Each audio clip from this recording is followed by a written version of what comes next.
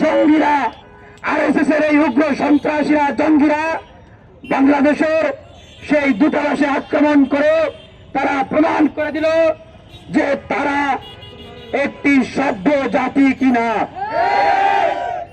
তারা বিশ্বের যে সভ্যতা, যে ভদ্রতা, সেটিকে তারা ধারণ করে কিনা।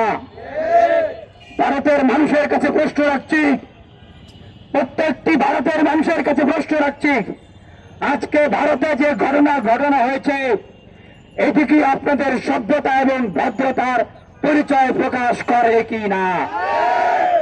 যদি আপনারা এটিকে সমর্থন করেন তাহলে ঠিক আছে, বাংলাদেশের মানুষ সমুচিত জবাব দেওয়ার জন্য প্রস্তুত আছে।